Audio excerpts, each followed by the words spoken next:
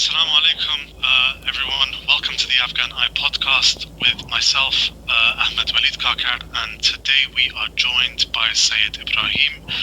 Syed Ibrahim is a student at the University of Toronto and the author of an upcoming book on the Taliban, a researcher and an author on an upcoming book on the Taliban.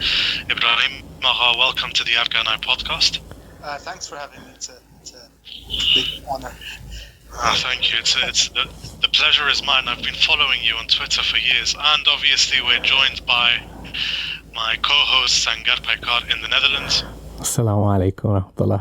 Wa alaikum assalam. And just before we get started, guys, so big thank you to everyone who subscribed to our YouTube channel. We now have over 100 subscribers. Thank you to everyone as well that have made what seem to be small donations to our Patreon page, but are not small at all in the large scheme of things. And so, with all of that out of the way, Ibrahim, you're a researcher into the Taliban. You're an author of an upcoming book.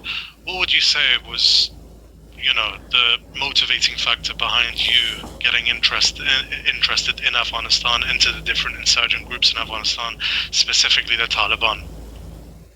I've had an interest in Afghanistan for a long time, and even some of my relatives were involved there. I had an uncle who got killed there actually in the 1980s, and I had another uncle also who fought there. So there was that interest, but obviously coming from Pakistan as well, there's sort of a correlation or symbiotic sort of relationship between the two countries. So there's that, and then also I'm interested in studying like modern history, and Afghanistan is it's one of the more interesting places. So I that was probably the first or maybe second place that I started really researching into. And then the Taliban are obviously relevant nowadays, so that's. I mean, they've been relevant for quite a while. So. Yeah, for a while, for a quarter of a century now. But Sure. So what is your book on the Taliban? What is it sort of focusing on? From which angle are you writing a book on the Taliban? So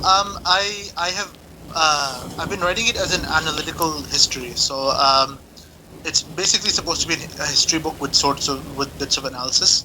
Yeah. So I have it in different sections. I have one chapter which focuses on Afghanistan before the 1990s, just to give a bit of a background. Sure. Mainly the 70s and 80s, and that gives the background. Then I have one chapter which is the longest in the book. It's basically a chronological history of the Taliban from 1994 to 2001 until they got. So from their inception until their overthrow. Exactly, and then I have several different chapters on the insurgency, which is I have one chapter which is more or less about the Taliban organization and how it works, sort of like the politics within the Taliban. I have another chapter which is about their external relations with, for example, with Pakistan or with foreign fighters. Sure. Of course. And then I have stuff. Yeah, and then I have geographical sections on the insurgency in different parts of Afghanistan. So like southeast Afghanistan as opposed to northeast, or so on and so forth. Of course. No, that's very interesting. So you mentioned the structure of the Taliban. So what? The command and control structure. Yeah. Is there anything in particular that stands out about the Taliban's command and control structure, especially in the insurgency period? Anything specific? The thing is that unlike the groups in the 1980s, or the Taliban is more or less unified sort of group. Like it's not a mass public uprising the way it was against the communists, and it took a couple of years to get going as an insurgency. So it's better organized in one sense because it's more unified. It has different networks inside it. So the most famous being the Haqqanis. The Haqqanis, yeah, of course. But they're more or less integrated to different extents within the Taliban structure, and then they have different commands and controls. So they have the the Quetta Shura, which is like the main one, the main decision-making body. They have different commands for like Eastern Afghanistan, for Southwest Afghanistan, and so on and so forth. So what stands out for me, I actually read a book recently by Antonio Giustozzi. Yeah, Yeah. the Italian. He's written a lot of books. So this one he published just a few months ago, and it had a big emphasis on the Taliban's command and control. So he said that the Taliban was unusual among insurgents. He said that their organization was polycentric, which he basically meant it was a unified structure, but it had different centers of gravity. Okay. So it has, yeah. So I guess you could say it's different from the older groups, because the older groups were like some of them were super centralized, like the Hizb Islami group of Hikmat. Yeah, of course. And then some of them were like very, very decentralized. So his is, and some of them they splintered a lot as well. So his main argument is that it's polycentric in the sense that it's one movement that has different branches or whatever. And this is also kind of a legacy of them being sort of governing Afghanistan, or most of Afghanistan, in the 90s. So they have some experience in that department as far as political. Yeah, of course. Yeah. Like, even though there have been a lot of internal disputes or arguments or whatever, or rivalries inside it, but it's very rarely been the case that the group broke up because of that. Sure. Yeah. No, of course. So, I mean, that was just my personal curiosity there, because I was, like, you mentioned it as well, because I was comparing and contrasting it to the 80s. Because Afghanistan is a place where people always go right down the historically deterministic route, you can't sort of help it. You just sort of, I was always looking to compare and contrast, but I think you're very right in that it's not a mass public uprising in the way that it characterized the opposition to the communist government and the Soviet invasion. So, I mean, if we move on, so obviously 19 years later, the US and the Taliban are no longer formally at war with each other. You had slogans of "you're with us" or "you're with the terrorists," and "we don't negotiate with terrorists." Lo and behold, the Taliban became terrorists, but now they've been negotiated with and they're no longer at war with them. A lot of people, myself included, we were very optimistic and hopeful with regard to what this peace deal could mean for Afghanistan, what it could transpire into. Unfortunately, though, violence has persisted. It's resumed. That you've got even amongst the COVID-19 pandemic.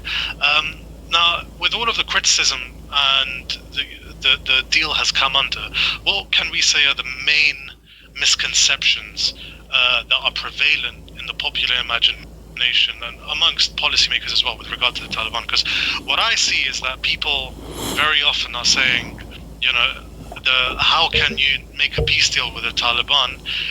In the same way that how can you make a peace deal with ISIS, or how can you make a peace deal with Al-Qaeda? So why does the US decide to make a peace deal with the Taliban? What are the main misconceptions about the group? So the problem is that a lot of that specifically Afghanistan, because it was the first stop in the war on terror after September 2001. There's a lot of like security related analysis on it that tends to be very paranoid, and along with that there was a lot of like wartime propaganda, as well as certain bits of misinformation as well that weren't to do with the war, and then obviously legitimate grievances as well against the Taliban. So these all came together. They created a very sort of a very monstrous sort of idea of the Taliban as like as basically being like the worst of the worst sort of medieval all of those words, yeah. yeah. Puritans, medieval, yeah. Puritans hating women, hating ethnic minorities, etc. Yeah. So, and even though as the war developed, a lot of people who had pushed the war came to realize if you look at the coverage of the war from the 2000s, for example, it's different to the 2010s. So they came to realize that no, it's not quite that bad. There were a lot of misconceptions, but in the popular imagination, in the public imagination, it's kind of synonymized with Al-Qaeda, basically. Yeah, of course. So, and actually, when the peace, when the negotiations were starting, there were a lot of articles, in very respectable sort of newspapers saying that, we're basically abandoning Afghanistan to the terrorists, or, we're abandoning Afghan women or minorities or whatever.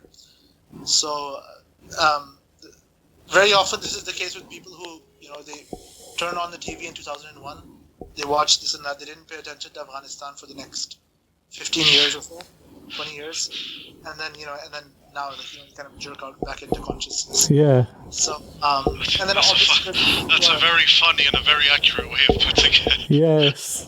And then Yes. obviously there's people who have, who are ideologically or materially or whatever invested in the war continuing. So they obviously have, their own sort of reasons for alarmism. And we were actually talking about Thomas Jocelyn, Yeah. neoconservative. That blogger at Foundation for Defending Democracies. Yes. yeah. Him and Bill Roggio, I think it's pronounced Roggio, Yeah. who have been giving a little bit of information and a lot of misinformation about Afghanistan for about 15 years. They're really up in arms, and they're saying this is basically like surrendering to Al-Qaeda, for example. Yeah. And I don't think people take them as seriously as they used to, but this sort of campaign is still out there.